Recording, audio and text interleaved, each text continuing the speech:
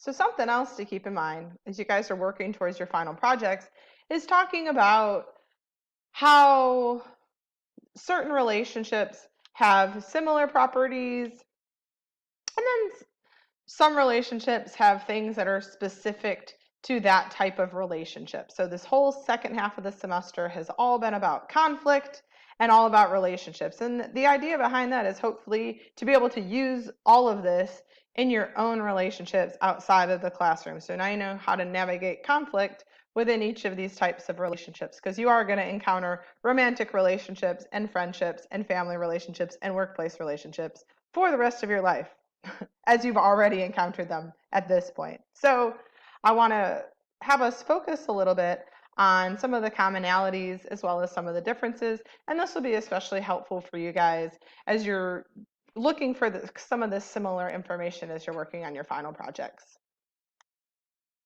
So all relationships, regardless of the type of relationship, are built upon investment, commitment, and trust. So you invest things in your friendships, you invest time in your friendships, you invest effort into giving that great advice that your friend still doesn't take. Maybe she didn't ask for it though, right? Commitment is most obvious with marriage. There's a full ceremony for it, but even just using the phrase like, oh, this is my best friend, as opposed to like my regular friend, I don't know, that's a way of committing. And trust, right? You can't have a relationship without trust. I feel like a lot of us trust people baseline out the gate, and then if people do things to undermine that trust, that's maybe when we're like, maybe you aren't my close friend. Maybe you should be further towards the I-it end of the spectrum, or the scale of intimacy, rather than being up in my I-thou area if I can't trust you. Right, so keep that in mind. Also, all relationships have a climate, and this can vary. So we've got a supportive climate, a defensive climate, or a mixed climate. So I think the best example for this is really being at work. Like, have you ever worked at a place where just like everyone's awesome, you get great feedback from your supervisors, people get along, it's just like you look forward to going to work.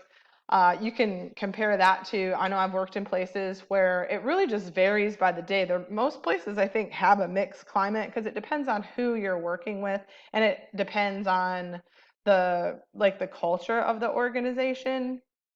I know I've worked at places that have a great organizational culture, but have like a few bad eggs in management that might be using some of that dyadic power theory. So they're really just kind of micromanaging, and there's just kind of this tension in the air. That's really kind of how I would describe it. And that is really what a defensive climate is made up of. Maybe it's like that at your house. Maybe when dad's home, things are super defensive, but when mom's home, things are super supportive. So it's really not going to be all one or the other, but most relationships have a mixed climate. Though I'm always striving for a supportive climate, at least in my classrooms, and even in my own relationships. So all relationships also have these natural tensions that exist that are relational dialectics. Okay, it's not a dialect. A dialect is, using certain terminology because you live in the north. Like I would say pop instead of soda because of my dialect. So this is different from dialect. This is dialectic. It's a natural tension. I like to think of it as like a cedar solder, or like kind of like tipping this way, tipping that way. You're really striving to be balanced in the center there, and you use communication to balance these tensions. Okay, so autonomy, connection, openness, or autonomy, connection, openness, protection, and novelty, predictability. So autonomy, connection in a romantic relationship would be like wanting to spend all of your time. Like when you first meet someone, you're just like, yeah, I want to spend all my time with you. Who are my friends?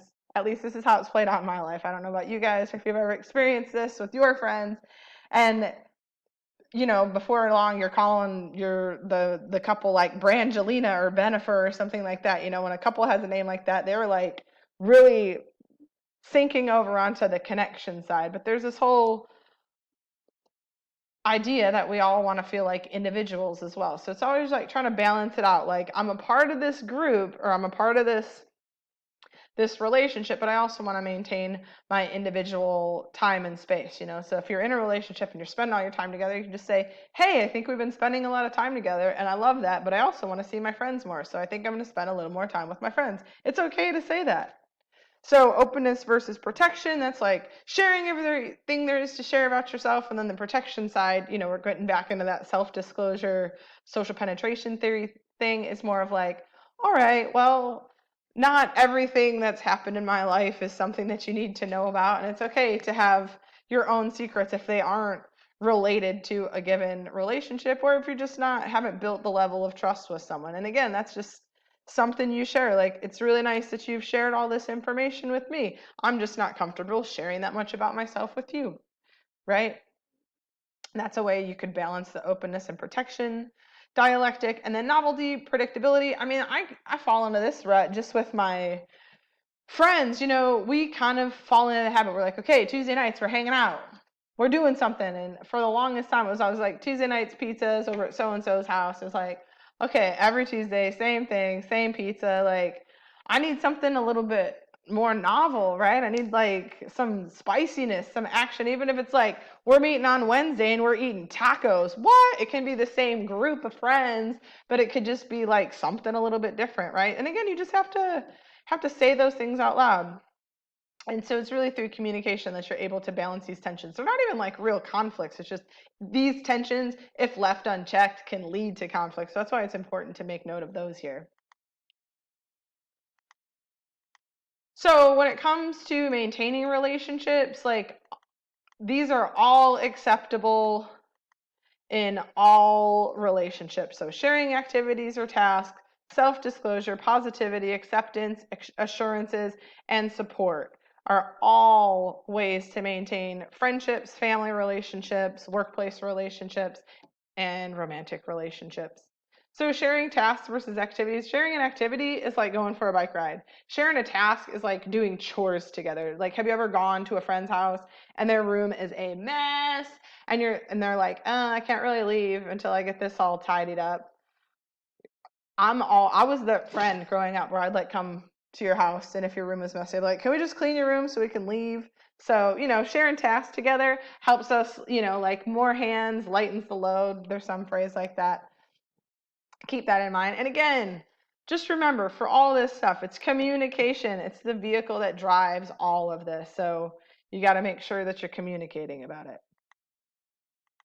So some specific challenges. This is where we've got the most differences in the types of relationships.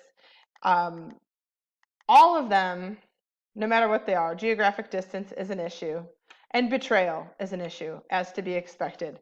But we've got a lot of specific differences.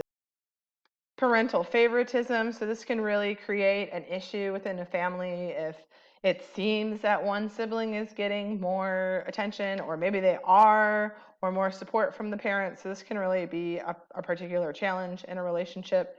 Step family transition, that makes sense. You got brand new people moving into your house. I've been through this in my own life.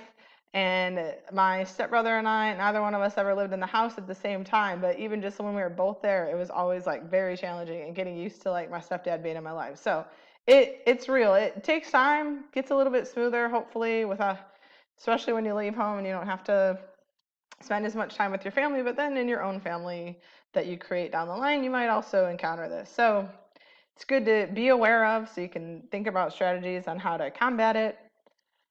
And there's also interparental conflict. So fighting parents is definitely, if you have to be subject to that, it's going to have some sort of impact, and it is going to be a bit of a challenge.